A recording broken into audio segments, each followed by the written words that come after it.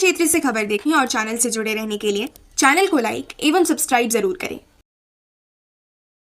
SN news में सभी का स्वागत है। विश्रामपुर मझियाओं 77 विधानसभा क्षेत्र में देखिए कौन किस पर भारी पड़ रहा है भारी, किसकी जीत की है दावेदारी। 23 तारीख को विधानसभा क्षेत्र के सबसे तेज नतीजा देखने के लिए सबसे पहले एसएन न्यूज चैनल को लाइक एवं सब्सक्राइब जरूर करें। आइए हम जानते हैं कि झारखंड विधानसभा का चुनाव 20 तारीख को संपन्न हो चुका है और विश्रामपुर मझियाओं विधानसभा सीट पर 5 कोण का मुकाबला देखा जा रहा है। चुनावी जनसंपर्क और प्रचार प्रसार बेहद ही दिलचस्प माना जा रहा है, जिसमें कई प्रत्याशी कार्यकर्ताओं एवं समर्थकों को जोड़ने के लिए संपर्क साधे हैं। इसके साथ साथ लेन देन का भी प्रक्रिया खूब चला है। बताते चले कि चुनावी आकलन के अनुसार विश्रामपुर मझियाओं विधानसभा क्षेत्र में 5 प्रत्याशी एक दूसरे को कड़ी टक्कर दे रहे हैं। अब यह कहना यहाँ पर मुश्किल हो गया है कि विश्रामपुर विधानसभा क्षेत्र से भाजपा उम्मीदवार रामचंद्र चंद्रवंशी तीसरी बार जीत हासिल कर रहे हैं, क्योंकि क्षेत्र में बहुत ऐसे वीडियो सोशल मीडिया पर विरोध करने का वायरल भी हुआ है कि लगातार 10 वर्षों से विधायक रहने के बावजूद भी क्षेत्र में क्या किया है और चुनावी प्रचार के समय ही लोगों के बीच आ पाते हैं। वहीं सोशल मीडिया में कई जगहों का यह भी वीडियो वायरल हुआ है कि मंदिर एवं चबूतरा के नाम पर चंदा भी दिए जा रहे हैं। अब देखना यह दिलचस्प होगा कि बीजेपी उम्मीदवार को केवल विरोध का ही सामना करना पड़ा है या इन्हें मत से भी विरोध लोग कर रहे हैं। अब यहाँ इसके बाद यह देखना है कि प्रधानमंत्री नरेंद्र मोदी गढ़वा जिला में पहली बार पहुंचे और विश्रामपुर मझियाओं विधानसभा में कितना असर डालते हैं। इसके साथ साथ भारतीय जनता पार्टी के केंद्रीय अध्यक्ष जेपी नड्डा जी भी जनसभा किए। वहीं पासवान समाज और नवयुवकों को वोट प्रतिशत बढ़ाने के लिए बीजेपी के द्वारा केंद्रीय मंत्री चिराग पासवान का भी जनसभा करवाया गया है। इधर विधानसभा क्षेत्र में हिंदुत्व के चेहरा और मेहता समाज से जाने वाले पुष्प रंजन मेहता ने भारतीय जनता पार्टी के वोट काटने में अहम योगदान माना जा रहा है।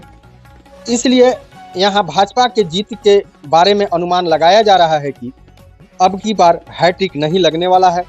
भाजपा प्रत्याशी रामचंद्र चंद्रवंशी अब की बार 30 से 35 हजार वोट लाकर दूसरे या तीसरे पावदान पर स्थान बनाए रखेंगे, जबकि 2019 में रामचंद्र चंद्रवंशी 40,635 वोट लाकर लगातार दूसरी बार जीत हासिल किया था। सभा क्षेत्र में तीसरी बार जोर आजमाइश कर रहे सपा प्रत्याशी अंजू सिंह के समर्थन में विधानसभा क्षेत्र के कई दिग्गज उतरे थे, जिसमें पूर्व विधायक प्रत्याशी असरफी चंद्रवंशी, भाजपा के कदावर समर्थक सह उटारी रोड जिला परिषद अरविंद सिंह और विधानसभा क्षेत्र के कदावर नेता युगल पाल, शोभा पाल भी सपा प्रत्याशी के समर्थन में उतरे थे। अब इसके साथ साथ सपा प्रत्याशी को वोट देने के लिए ऑल इंडिया उलेमा बोर्ड के महासचिव शहाबुद्दीन कादरी ने भी फतवा जारी किया और अल्पसंख्यक लोगों से अपील भी किया कि अबर बार वोट सपा प्रत्याशी अंजू सिंह को देना है। अब यहां देखना दिलचस्प होगा कि सपा प्रत्याशी अंजू सिंह किस पर कितना भारी पड़ती हैं। लोगों का मानना है कि विधायक प्रत्याशी अंजू सिंह एवं युवा समाज सेवी अभिमन्यु सिंह उर्फ बबलू सिंह के द्वारा निरंतर 14 वर्षों से क्षेत्र में लोगों को सेवा करते आ रहे हैं और कई ऐसे योजनाओं को उन्होंने धरातल पर लाकर क्षेत्र के लोगों को दिया है। इस बिंदु पर सपा प्रत्याशी अंजू सिंह को लोगों ने वोट किया है, लेकिन जीत के बारे में यह अंदेशा लगाया जा रहा है कि सपा प्रत्याशी अंजू सिंह भी जीत के करीब हैं। अनुमान लगाया जा रहा है कि अंजू सिंह बीजेपी और राजद प्रत्याशी को कड़ी टक्कर दे रहे हैं और लगभग 30 से 35 हजार से अधिक वोट लाकर दूसरे या तीसरे पायदान पर है, जबकि यहां तक भी अनुमान लगाया जा रहा है कि सपा प्रत्याशी को अंदर से वोट काफी मिला है और कहीं जीत की दावेदारी न ठोके।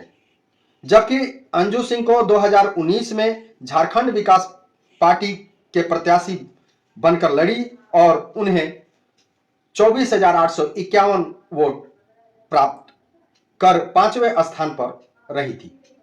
वहीं अब दूसरी ओर राजद प्रत्याशी सह समाज सेवी नरेश प्रसाद सिंह विगत 9 वर्षों से अपनी कमाई की रकम से क्षेत्र में समाज सेवा करते आए हैं और ग्रामीण क्षेत्रों में सड़कों की मरम्मती कार्य करने में सबसे अहम योगदान दिया है। वहीं कांडी प्रखंड क्षेत्र स्थित सतवहिनी झरना तीर्थ स्थल को विकसित किया है, जिसको लेकर आसपास के ग्रामीण क्षेत्रों में इसका प्रभाव देखा जा रहा है। और नरेश प्रसाद सिंह पिछली बार 2019 के चुनाव में निर्दलीय प्रत्याशी के रूप में खड़े होकर तीसरा स्थान लाकर क्षेत्र की जनता के साथ प्रदेश में हलचल पैदा कर चुके थे।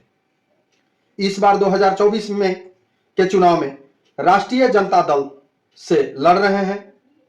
अब यहां बताते चले आपको कि झारखंड में महागठबंधन की सरकार चल थी और महागठबंधन से चुनाव लड़ा जा रहा था, लेकिन विश्रामपुर विधानसभा सीट पर महागठबंधन न रहकर राजद प्रत्याशी अपना उम्मीदवार घोषित किया, जिन्हें नरेश सिंह को टिकट दिया, और कांग्रेस पार्टी अपना उम्मीदवार घोषित किया जो सुधीर चंद्रवंशी को टिकट दिया। अब यहां दिलचस्प मुकाबला यह भी कहा जा रहा है कि महागठबंधन के मुख्य झारखंड का जो माना जाना चेहरा हेमंत सरकार जेएमएम क्या राजद को सपोर्ट की है या कांग्रेस को। लेकिन अब बताते चलें, इस बार 2024 के चुनाव राष्ट्रीय जनता दल से नरेश प्रसाद सिंह लड़ रहे हैं और उनके पक्ष में वोट करने के लिए लालू प्रसाद यादव के पुत्र सह बिहार के पूर्व उप मुख्यमंत्री तेजस्वी यादव भी 2 जनसभाएं विधानसभा क्षेत्र में कर चुके हैं। इससे अनुमान लगाया जा रहा है कि अल्पसंख्यक समाज के लोग एवं यादव जाति के लोग राजद प्रत्याशी को भरपूर सपोर्ट किए हैं और लोगों का कहना है कि राजद प्रत्याशी विधानसभा क्षेत्र में अन्य दलों को कड़ी टक्कर देते हुए जीत हासिल करने का अनुमान लगाया जा रहा है कि लगभग 45,000 वोट लाकर राजद प्रत्याशी जीत हासिल कर रहे हैं, जबकि निर्दलीय प्रत्याशी होकर यही नरेश प्रसाद सिंह पिछले 2019 के चुनाव में 27,820 वोट लाकर तीसरा स्थान प्राप्त किया था। अब यहां देखना होगा कि एक निर्दलीय प्रत्याशी जो विश्रामपुर विधानसभा क्षेत्र में आकर हलचल पैदा कर दी है, वहीं पहली बार 2024 विधानसभा चुनाव में युवा समाज सेवी रजनीश दुबे उर्फ विकास दुबे की धर्म पत्नी सह निर्दलीय प्रत्याशी जागृति दुबे चुनावी मैदान में आकर कड़ी मेहनत करते हुए सभी प्रत्याशियों को धड़कन बढ़ाने का काम किया है। बताते चले कि विकास दुबे विगत पिछले 3 वर्षों से विधानसभा क्षेत्र में समाज सेवी के उभरते सितारों में शुमार हैं और उन्होंने लगातार क्षेत्र में जनसंपर्क कर लोगों का सेवा किया है। वहीं लोगों का कहना है कि निर्दलीय प्रत्याशी जागृति दुबे भी क्षेत्र में कहीं किसी से कम नहीं है और चुनावी मुकाबले में अच्छे प्रत्याशियों को टक्कर देने की काम कर रही है। बताते चले कि विश्रामपुर विधानसभा क्षेत्र में ब्राह्मण समाज का अच्छा खासा वोट बैंक है और ब्राह्मण समाज एकजुट होकर जागृति दुबे को समर्थन दिया है। इसके साथ साथ विकास दुबे के सहयोगियों और अल्पसंख्यक से भी इन्हें वोट हासिल हुआ है और ये एक कड़ी टक्कर देने के लिए उभरते हुए सितारे बताए जा रहे हैं।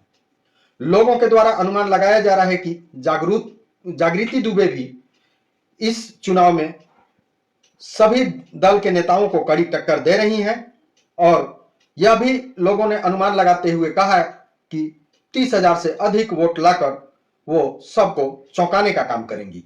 वहीं बहुजन समाज पार्टी से राजेश मेहता दूसरी बार चुनाव लड़ रहे हैं और इन पर सबकी नजर टिकी हुई है, क्योंकि 2019 में राजेश मेहता उर्फ राजन मेहता ने 32,122 वोट लाकर सबको चौंकाने का काम किया और दूसरे स्थान हासिल किया। लेकिन जानकारों का कहना है कि 2024 में आजाद समाज पार्टी ने अपना उम्मीदवार सिराज खान को उतारकर बहुजन समाज का वोट काटने का काम किया है। वहीं मेहता समाज का वोट का समीकरण को बिगाड़ने में निर्दलीय उम्मीदवार पुष्परंजन मेहता का अहम योगदान रहा है। लोगों द्वारा अनुमान लगाया जा रहा है कि राजन मेहता इस बार 2024 में 20 से 25 हजार ही वोट लाकर 5वें नंबर पे या चौथे नंबर पे आ सकते हैं। वहीं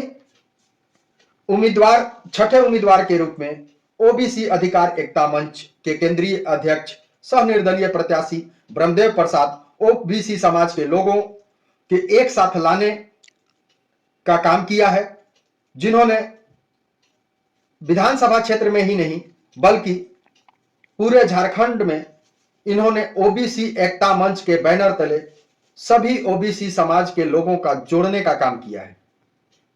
और अब यहां देखना है कि इसका असर देखने को विधानसभा क्षेत्र में मिलता है या नहीं। वहीं ब्रह्मदेव प्रसाद दुर्घटना में बुरी तरह घायल होने के बावजूद भी वो विधानसभा क्षेत्र के जनता के बीच रहे और निर्दलीय प्रत्याशी के रूप में चुनाव लड़े। अब यहां देखना दिलचस्प होगा और मुकाबला हो गया है कि ब्रह्मदेव प्रसाद को इस बार लोगों का समर्थन कितना मिल पाता है। लोगों का कहना है कि 2019 की अपेक्षा इस बार विधानसभा क्षेत्र में बढ़त हासिल करेंगे और लोगों कड़ी टक्कर दे रहे हैं। अब यहां बताते चले कि ओबीसी समाज के लोग भाजपा को वोट देते आ रहे हैं और इस बार कहीं ब्रह्मदेव प्रसाद भाजपा के वोट काटने में कोई कोर कसर तो नहीं छोड़े हैं और ओबीसी के लोग ब्रह्मदेव प्रसाद को कितना सपोर्ट किए हैं यह देखना विश्रामपुर विधानसभा क्षेत्र में दिलचस्प होगा। वहीं 7वें 8वें प्रत्याशी के रूप में कांग्रेस पार्टी से सुधीर चंद्रवंशी और आजाद समाज पार्टी से सिराज खान को देखा जा रहा है। अब इन लोग इस क्षेत्र में कितना प्रभाव डालते हैं और पार्टी का कितना वोट मिल रहा है यह कहना मुश्किल है। वहीं हिंदुत्व नेता सह समाज सेवी मेहता समाज से जुड़े पुष्परंजन मेहता निर्दलीय प्रत्याशी के रूप में मैदान में थे और जीत तो हासिल नहीं कर पा रहे हैं, लेकिन कई लोगों का समीकरण बिगाड़ने में इनका अहम योगदान माना जा रहा है और लोगों का कहना है कि इस बार भी पुष्परंजन मेहता अच्छी खासी वोट लाकर अपनी मजबूती प्रदान कर रहे हैं और विश्रामपुर विधानसभा क्षेत्र में वो समाज सेवी के तौर पर अच्छा कार्य कर रहे हैं। इस तरह से विश्रामपुर मझिया विधानसभा क्षेत्र में अनुमान लगाया जा रहा है कि भाजपा, राजद, सपा, निर्दलीय एवं बसपा में कड़ी टक्कर है और पचकोणीय मुकाबला होना है और इस कड़ी टक्कर में राजद प्रत्याशी नरेश प्रसाद सिंह जीत हासिल कर रहे हैं या नहीं यह 23 नवंबर को ही मालूम चल सकेगा। लेकिन क्षेत्र में इस बार अधिक से अधिक जगहों पर लोग लालटेन जलने की बात कह रहे हैं और राजद प्रत्याशी को जीत दिलाने की बात कह रहे हैं। इस तरह से कमल मुरझाना, साइकिल की धीमी चाल, पंप मशीन की रफ्तार कम और हाथी की सुस्ती की बात कही जा रही है, वहीं लालटेन जलने की बात कही जा रही है। अब 23 नवंबर को मत का गिनती होना है। देखना यह है कि कौन किस पर भारी पड़ रहा है और किसका जीत सुनिश्चित है। ऐसे न्यूज में आपको थैंक यू, धन्यवाद।